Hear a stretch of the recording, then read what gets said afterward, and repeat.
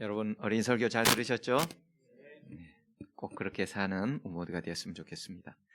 오늘 저는 하나님이 이같이 갚으셨고 라는 말씀 사사기 9장 53절로부터 57절에 있는 본문을 가지고서 여러분들과 함께 하려고 합니다. 제가 본문을 먼저 읽겠습니다.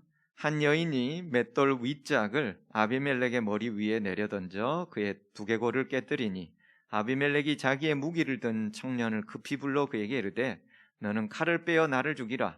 사람들이 나를 가리켜 이르기를 여자가 그를 죽였다 할까 하노라 하니 그 청년이 그를 찌르매 그가 죽은지라.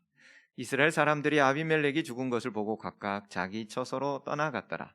아비멜렉이 그의 형제 70명을 죽여 자기 아버지에게 행한 악행을 하나님이 이같이 갚으셨고 또 세겜 사람들의 모든 악행을 하나님이 그들의 머리에 갚으셨으니 여롯바알의 아들 요담의 저주가 그들에게 응하니라. 여기 본문은 이제 세겜이라는 곳을 바탕으로 해서 일어납니다. 여러분 여기 세겜이라는 곳이 보이는가요? 네, 여기 이 세겜이라는 곳은 사회에서 한참 올라가고요. 므낫세와 에브라임 지파 비교적 그 경계에 있습니다. 그래서 위로는 에발산이 있고요, 아래로는 그리심산이 있는 그 계곡에 위치하는 곳이 세겜인데 땅으로는 에브라임 지파 소속입니다. 므낫세하고 매우 가까운. 근데 이 땅은 사실 여호수아의 숨결이 있는 곳입니다. 여호수아는 자신의 가나안을 다 정복하고 나서 이스라엘 백성들에게 땅을 다 배분해 줍니다. 그리고 나서 그는 이제 세월이 지나서 죽을 때가 되었을 때에 이스라엘 백성들의 수장들을 전부 다 이 세겜으로 불러 모읍니다. 그리고 아브라함 이래로 이스라엘의 역사를 쭉 읽고 출애굽의 역사를 다시 한번 다 되새기면서 그는 이렇게 이스라엘 모든 사람들, 수장들에게 이렇게 얘기를 하죠. 여호수아 24장에 이런 내용이 나옵니다. 여러분은 여호와를 섬기지 못할 것입니다. 그분은 거룩하신 하나님이십니다. 그분은 다른 신을 용납하지 않는 하나님이시기 때문에 여러분의 반역행위, 즉 우상을 섬기는 거 있죠, 반역행위와 죄를 결코 용서하지 않으실 것입니다. 만일 여러분이 여호와를 버리고 이방신을 섬기면 지금까지 오랫동안 여러분을 보살펴 주신 분이라 해도 태도를 바꾸어 여러분을 쳐서 멸망시킬 것입니다 라고 말을 하자 백성들이 일제히 여호수아에게 이렇게 답변합니다. 아닙니다. 우리가 여호와를 섬기겠습니다. 여호와를 절대로 떠나가지 아니하고 우리 평생에 여호와만을 섬길 것을 약속하겠습니다. 여호수아는 세겜에 있는 백성들과 언약을 하면서 자신들의 지킬 율례와 법도를 율법책에 다시 한번 기록하고 큰 돌을 가져다가 증거로 삼았습니다. 여호수아 시대에 하나님의 율법을 외치게 하고 축복과 저주를 선언했던 땅이 바로 에발산과 그리심산인데요. 에발산과 그리심산 이 중간에 위치하고 있는 지역이 세겜으로서 이렇게 큰 도시를 형성하고 있는 것입니다. 평야에서 살만한 도시를 이루고 있고 이 세겜 지역이 나중에 확대되면 뭐가 되냐면 사마리아가 됩니다. 사마리아는 어떤 동네예요? 북방 이스라엘의 수도였지요. 그래서 이 지역이 바로 그렇게 유명한 장소예요. 사실 사사시대에는 예루살렘이 거의 등장하지 않습니다. 예루살렘은 어느 시대 때부터 등장하냐면 다윗 시대 때부터 등장합니다. 다윗 왕조부터요. 그러면 지금 약 1000년 전, 100년, 200년 전에는 예루살렘 지명이 아예 나오지도 않아요. 그럼 어디가 중심지예요? 세겜이 중심지예요. 그리고 세겜 바로 밑에 실로라는 곳이 있었고 그 실로에 하나님의 성소가 있었습니다. 그리고 그 모든 땅들은 에브라임 지파에 소속되어 있었습니다. 여호수아가 에브라임 지파였고 하나님께서도 에브라임에게 복을 많이 주셨거든요. 이렇게 세겜은 확실히 에브라임 지파에 속한 땅이었습니다. 기드온은 므낫세 지파 사람입니다. 그리고 세겜 지역은 에브라임 땅이었던 것이죠. 왜 제가 에브라임과 므낫세를 반복해서 얘기하는 줄 아세요? 원래 므낫세와 에브라임은 요셉의 두 아들입니다. 성경에 나온 두 아들인데 원래 장자는 므낫세입니다. 큰아들은 므낫세예요. 둘째가 에브라임입니다. 그런데 하나님께서는 야곱을 통하여 축복을 주실 때 어떻게 주셔요? 둘이 어긋나게 주셔가지고 둘째 아들인 에브라임이 장자의 축복을 받게 되고 첫째인 장자였던 므낫세는 장자보다 못한 축복을 받게 되는 거예요. 그래서 에브라임 사람과 므낫세 사람들은 보이지 않는 경쟁 관계가 늘 있는 것이고 긴장 관계가 늘 있는 것입니다. 그렇기 때문에 오늘 이 사건이 므낫세 지파에서 나왔던 기드온이 사사로 있고 왕처럼 다스리던 시대에 기드온의 아들 가운데 한 명이었던 아비멜렉이 세겜에 가서 세겜 사람들을 선동하고 있는 것이 오늘 사사기 9장의 배경이 되는 것입니다. 그런데 그 배경 이전에 사사기 8장에서 이런 말을 남겨놓고 있어요. 기드온은 뭐가 많았어요? 아내가 많았어요. 아내가 많았어요. 성경은 뭔가 많이 있는 것에 대하여 상당히 긍정적이지 않습니다. 아내가 많으면 좋을까요? 오늘날에야 여러분들 와 그건 있을 수가 없다, 한 명도 쉽지 않은데 라고 생각할지 모르지만은 고대에는 많으면 많을수록 좋다는 느낌이 강했어요. 오늘날 인도라든지 또는 아프리카라든지 또는 여러 열악한 지역에 사는 그 재력 있는 돈 많은 사람들의 특징 가운데 하나가 뭐예요? 아내가 많은. 그렇기 때문에 성경은 세상 사람들이 부러워하거나 세상 사람들의 생각과는 다르기 때문에 뭔가 이렇게 아내가 많음으로 이런 얘기가 나온다면 뭔가 불길한 일이 지금 벌어지려고 하는 거구나 라고 생각을 하시면 돼요. 성경에는 아내가 많고 병거가 많고 그리고 돈이 많고 이런 말들은 결코 좋은 말들이 아닙니다. 병거가 많다는 것은 전쟁이 곧 일어날 것을 알려주고 있고 재산이 많다는 것은 이제 하나님을 곧 떠나갈 가능성을 알려주고 있으며 아내가 많다는 것은 그만큼 권력을 소유한 자가 되었으므로 그 권력을 유지하기 위하여 이웃 이방 나라 족속들과 정략 결혼을 많이 했을 가능성을 보여주고 있는 것입니다. 아내가 많아서 망한 사람이 있지요. 누구일까요? 솔로몬이. 아내가 몇 명이었어요? 3,000명은 의자왕이었고요. 솔로몬은 1,000명이었습니다. 그래서 솔로몬 다음 때에 나라가 어떻게 되는 거예요? 나라가 찢어지는 거예요.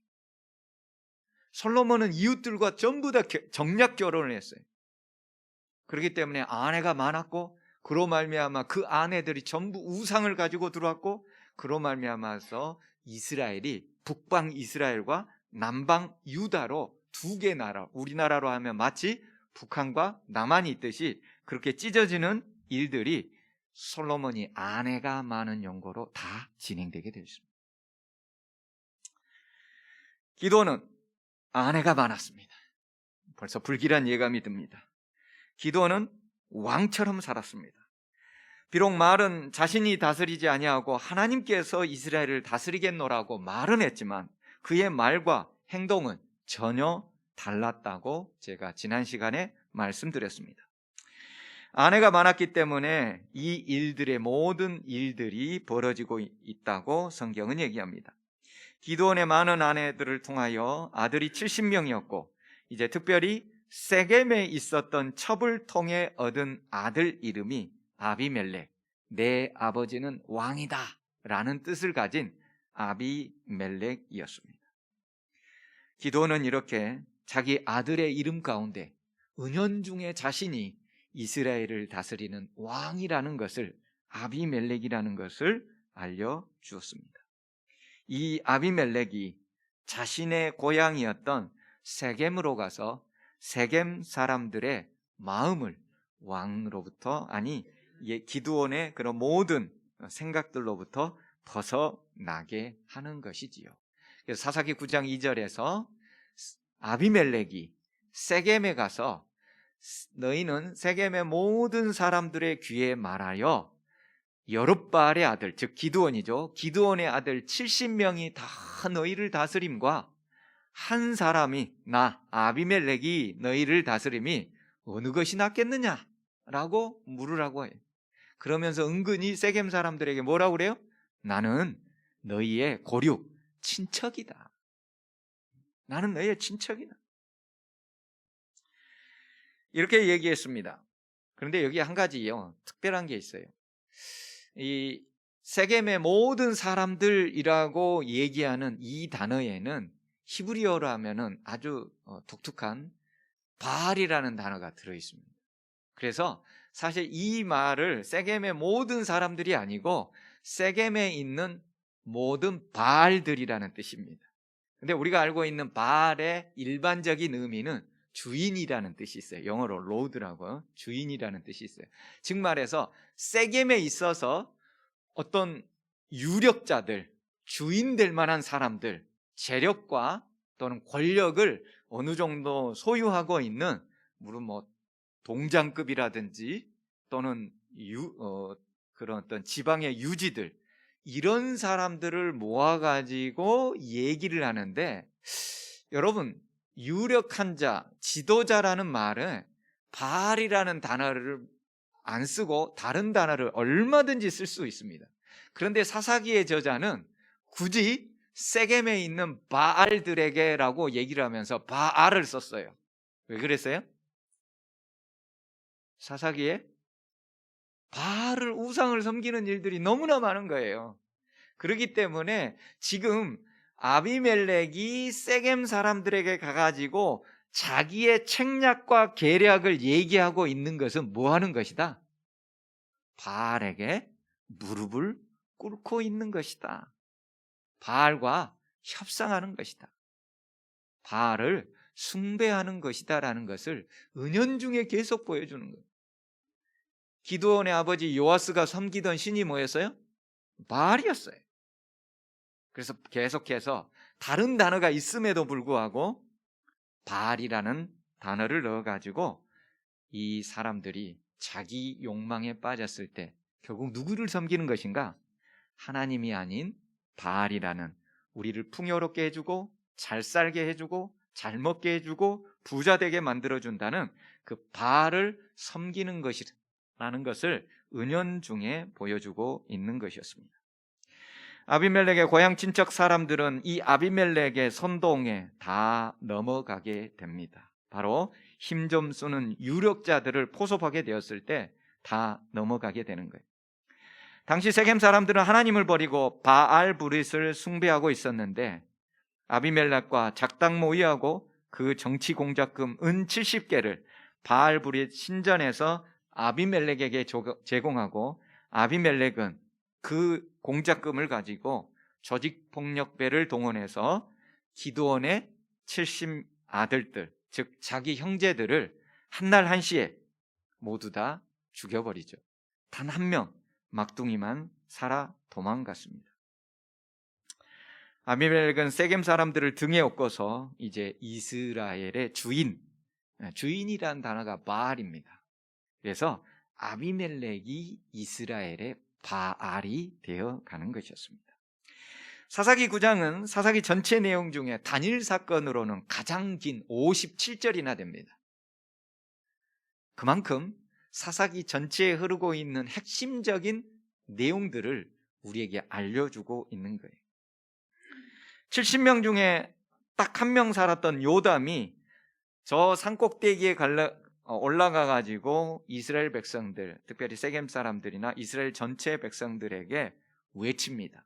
야, 포도나무에게 어느 날 우리를 다스려 달라, 무화과나무에게 우리를 다스려 달라, 감람나무에게 우리를 다스려 달라, 왕이 되어 달라라고 했더니 포도나무, 무화과나무, 감람나무는 모두 다 자신의 열매로서 하나님과 이웃들에게 풍성하게 하고 있는데 내가 이 일을 그만두고 왕이 될 수 없다라고 했는데, 이제 나머지 가시나무에게 우리의 왕이 되어달라고 했더니 그 가시나무가 좋다, 내가 능히 왕이 되어주고 내 밑에 와서 쉬든지 나를 거부하면 내가 다 찔러버리겠다, 이렇게 얘기했는데, 이 아비멜렉이 가시나무가 아니냐, 너희들이 우리 아버지 기드온을 이렇게 대하는 것이 옳은 일이냐, 미디안 13만 5천 명으로부터 7년 동안의 학대로부터 우리를 구해준 우리 아버지 기드온을, 그 집안을 70명을 다 죽여버렸는데 이 죽인 아비멜렉을 따르고 왕으로 섬기고 있는 것이 과연 옳은 일이냐 하고 선언하고 도망가 버립니다. 작당모의를 하고서 이 살아가던 고향 사람들이 가만 보니까 이 기드온의 70명의 아들들을 다 제거하고서 가장 이득을 보고 있는 사람이 누군 것 같아요? 아비멜렉인 것 같아요. 아까 우리 예준이가 설교했다시피 이게 황금이 있으면 상대방 것이 커 보이기도 하고 그러면서 늘 딴 생각이 드는데, 아니 이렇게 해가지고 이렇게 서로 악당 모의를 했는데 이익을 가만 보니 아비멜렉이 왕이 되어가지고 본인이 제일 많이 먹는 것 같아요. 그 꼴을 세겜 사람들이 또 볼 수가 없는 것이었죠. 그래서 산꼭대기에 올라가고 여러 군데서 이제 다른 많은 사람들을 돈을 뺏고 사람을 뺏고 하면서 괴롭히기 시작합니다. 왜요? 아비멜렉이 취하여 부자가 되고 그렇게 사는 것보다 내가 뺏는 것은 아비멜렉에 비하면 아무것도 아닌 거예요. 아무것도 아닌 거예요. 그래서 민심이 점점 흉흉해집니다. 여기저기서 도난과 갈취와 협박과 살인과 강도들이 난무하게 되자 민심이 흉흉하게 되었어요. 이렇게 민심이 흉흉하게 될 때에 한 사람이 등장합니다. 사사기 9장 26절에 에벳의 아들 가알이 그의 형제들과 더불어서 세겜에 도착하게 됩니다. 그러니까 이 사람은 세겜 사람은 아닌 것 같아요. 여기에 도착했다는 것을, 이르게 됐다는 것을 보니까 세겜 사람들하고 그렇게 친해져 가지고 세겜 사람들이 가알이라는 사람을 신뢰합니다. 그리고 신뢰를 쌓고 난 다음에 그들이 밭에 가서 포도를 거두어다가 밟아 짜서, 짰다는 말은 술을 만들었다는 거죠. 포도주를 거하게 만들어 가지고 연회를 베풀고 또 그들의 신당에 들어가서 먹고 마시며 아비멜렉을 저주까지 합니다. 그러면서 얘기를 하죠. 아니, 에벳의 아들 가알이 이르되 아비멜렉은 누구며 세겜은 누구기에 우리가 아비멜렉을 섬기냐? 그가 기드온 여룹바알의 아들이 아니냐? 그의 신복은 수불이 아니냐? 차라리 세겜의 아들 하몰의 후손을 우리가 섬기지 왜 우리가 아비멜렉을 굳이 섬길 필요가 있느냐라고 선동을 하게 됩니다. 오늘 오전에 안교 시간에 들어보니까는 이렇게 다른 사람의 마음을 훔치려면 어떻게 해야 될지 아마 이 사람 잘 들어줬던 것 같아요. 뭘 들어줘요? 아비멜렉에 대한 불만들. 왜? 세겜 사람들이 같이 이렇게 협력해가지고 아비멜렉을 왕으로 세워줬으면 이 세겜 사람들한테 뭘 많이 줘야 돼요? 배당금과 이익을 계속해서 제공을 해줘야 되는데 그게 어느 날 아비멜렉이 받고 있는 배당금과 이익에 비하니까 세겜 사람들이 너무 작은 거예요. 그래서 점점 그 불만들이 크고 있는 그 가운데 가알이라는 이방 사람이 끼어들어서 그들의 마음을 사게 되는 것이었습니다. 왜 우리가 아비멜렉 좋은 일만 시키는 것이지? 응? 우리가 왜 그의 종이 되어야 되는가? 그는 왜 우리의 왕으로 그렇게 살아야만 되는 걸까? 차라리 세겜의 대지주 하몰을 섬기는 것이 100번 낫겠다는 것입니다. 그러면서 가알은 얘기합니다. 만약 세겜 사람들이 내 수하에만 있다면 아비멜렉을 당장 제거하여 세겜 사람들을 지금보다 훨씬 더 잘 살게 만들어줄 텐데. 아비멜렉이 그의 형제 70인을 죽이고 왕이 되려 했을 때에 아비멜렉은 그 세겜 사람들의 마음을 이용했습니다. 이제 가알이라는 자가 동일한 세겜 사람들을 이용해서 아비멜렉을 제거하려고 하고 있습니다. 여러분, 악을 제거하려는 모양새입니다. 바로 그때 아비멜렉의 신복 가운데 한 명이었던 스불이 그곳에서 이 모든 사정을 듣고 아비멜렉에게 급히 전가를 칩니다. 왕이시여, 지금 가알이라는 자가 와가지고 세겜에 있는 모든 사람들의 마음을 사로잡아 연회를 베풀고 그들과 함께 그들 신당, 우상 신당에 같이 들어가서 먹고 마시고 아비멜렉을 함께 이제 험담도 하고 심지어 저주까지 하면서 세겜 사람들의 마음을 다 잡아서 반역이 일어나려고 하고 있습니다. 왕은 밤에 빨리 접근하여 이곳에 있는 사람들을 단번에 제압하소서라고 전가를 보냅니다.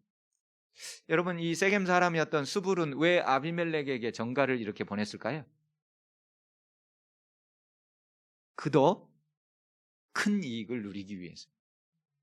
그도 큰 이익을 아비멜렉에게 신고하고 아비멜렉의 스파이가 되어서 그도 나중에 큰 부와 권력을 누리기 위해서. 이 세겜에 있는 사람들이 전부 그런 일. 오늘날로 하자면 세겜이 가장 잘 사는 사마리아 중심 도시였기 때문에 서울과 같은 동.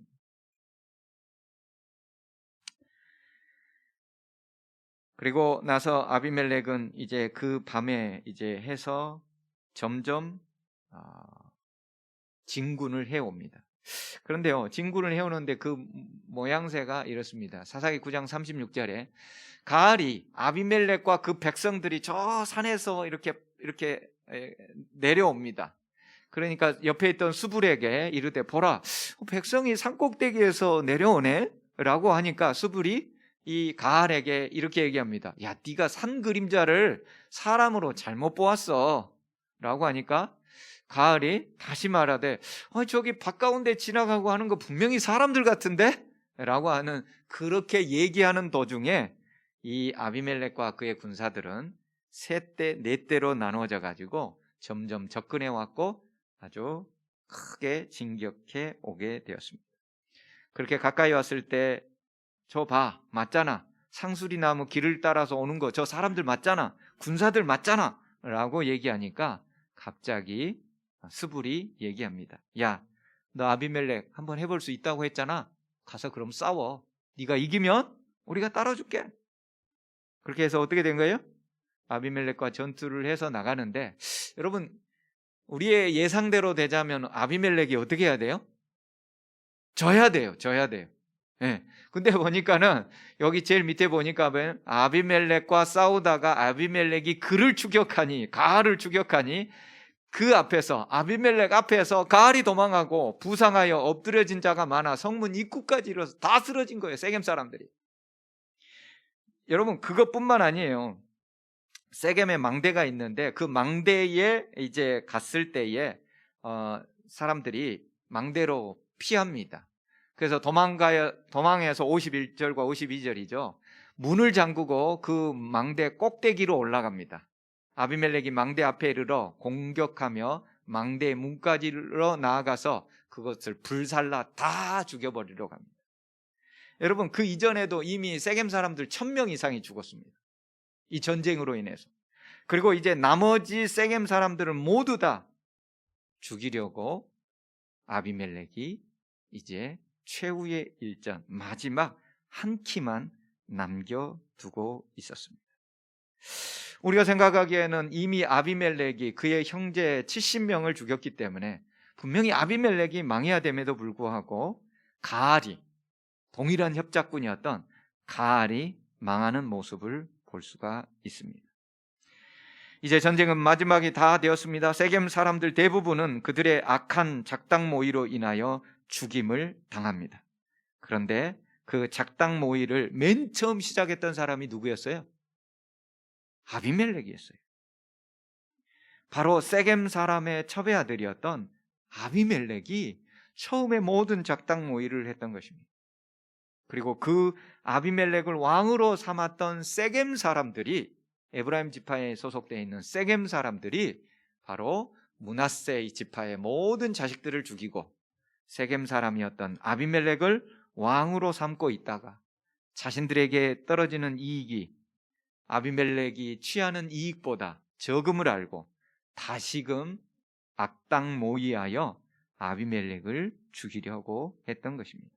그럼에도 불구하고 아비멜렉은 건승하여 승리하고 세겜 사람들이 다 죽어가는 모습입니다. 이 전쟁에서 악의 축이었던 아비멜렉이 과연 승리해도 될까요? 그래서 성경은 그 다음 이야기를 우리에게 사사기 9장 53절에서 이렇게 얘기합니다. 한 여인이, 이름도 없습니다, 한 여인이 맷돌 윗짝을 아비멜렉의 머리 위에 내려 던져 그의 두개골을 깨뜨리니 아비멜렉이 자기의 무기를 든 청년을 급히 불러 그에게 이르되 너는 칼을 빼어 나를 죽이라. 사람들이 나를 가리켜 이르기를 여자가 그를 죽였다 할까 하노라 하니 그 청년이 그를 찌르매 그가 죽은지라. 이스라엘 사람들이 아비멜렉이 죽은 것을 보고 각각 자기 처소로 돌아갔더라.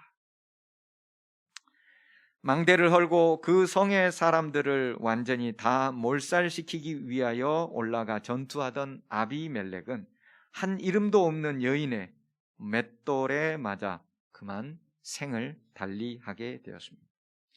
이렇게 악이 악을 제거하고 그 큰 악은 한 이름 없는 여인에 의하여 제거된 것이었습니다. 그리고 성경 사사기의 기드온 가문의 이야기는 이렇게 막을 내리고 있습니다. 사사기 9장 56절. 아비멜렉이 그의 형제 70명을 죽여 자기 아버지에게 행한 악행을 하나님이 이같이 갚으셨고 또 세겜 사람들의 모든 악행, 즉 아비멜렉과 작당 모의에서 70명을 죽였던 그 모든 것들도 하나님이 그들의 머리에 갚으셨으니 여롯바알의 아들 요담의 저주가 그들에게 응하니라. 거대 악들이 서로 작당 모의에서 다른 사람을 죽이고 부와 권력을 나눠 가지며 더 잘 먹고 더 잘 살 것처럼 보였습니다. 기드온의 아들들 70명이 죽고 이스라엘이 피폐해지는 그 동안 마치 하나님은 멀리 떠나 있는 것처럼 보였습니다. 그런데 성경은 증언합니다. 아비멜렉의 모든 악행을 하나님께서 이같이 갚으셨다고. 또한 세겜 사람들의 모든 악행을 하나님은 그들 머리 위에 다 갚으셨다고. 하나님은 여전히 일하고 계셨습니다. 아무리 우리 주변이 악이 창궐하고 권력과 돈이 전부 지배하는 유전무죄요 무전유죄인 것처럼 보이지만 하나님은 여전히 일하고 계셨습니다. 하나님의 백성은 원수를 원수로 갚는 것이 아니라 하나님의 은혜로 원수를 선으로 갚는, 악을 선으로 갚는 것이 하나님의 백성입니다. 여러분, 오늘 이 이야기는 악을 악으로 갚을 때에 어떤 일이 벌어지는지, 악에 대한 작당 모의를 했을 때 어떤 일로 하나님께서 그것을 갚는 것인지를 분명하게 보여주고 있습니다. 내게 손해준 사람을 다 제거하려고 하는 것, 내 손으로 해결하려고 하는 것, 하나님의 뜻이 절대 아닙니다.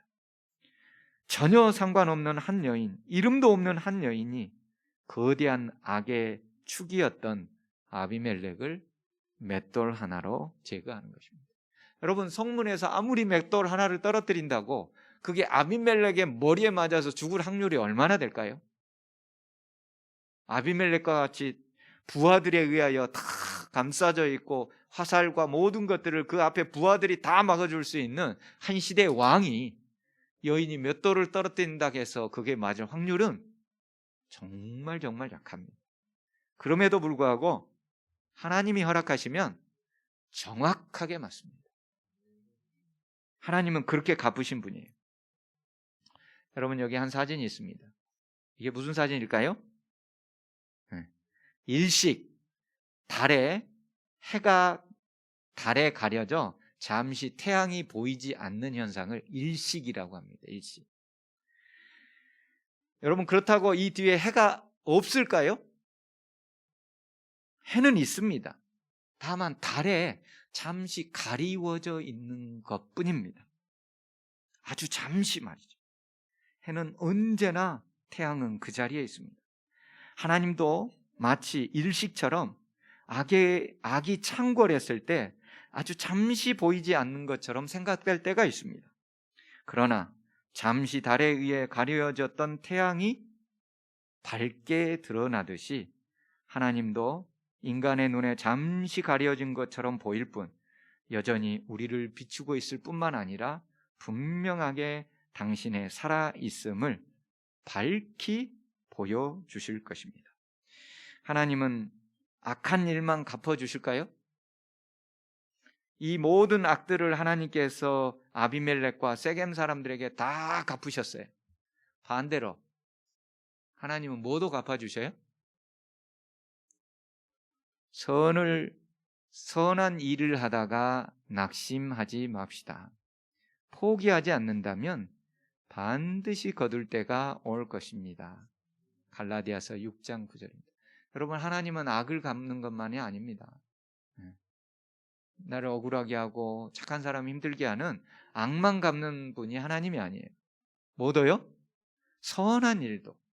하나님의 사업에 봉사하면, 여러분 이제 내년도 재직들을 뽑습니다. 하나님의 일에 선대하면, 우리는 더하기로 하면 하나님은 곱하기로 해서 그 선대를 크게 해 주실 것입니다. 성경은 얘기합니다. 선한 일을 하다가 낙심하지 말자고. 포기하지만 않는다면 하나님은 반드시 거두게 해줄 것입니다. 하나님은 반드시 이렇게 갚아주십니다. 악은 악으로, 선은 선으로. 그런데 우리가 이 모든 비극, 아비멜렉의 비극의 시작을 잠깐 더 생각해 볼 필요가 있어요. 이 비극의 시작이 뭐로부터 시작되는 거예요? 아내가 많은 것으로부터 시작돼요. 기드온이 왕이 안 된다고 해놓고서 실제적인 왕이 되어가지고 다스리는 것부터 시작되는 거예요. 그리고 자신의 정권을 유지하기 위해서 정략견을 통하여 그 수많은 아내를 두고 살았던 그 모든 것에 뿌리를 두고 있어요.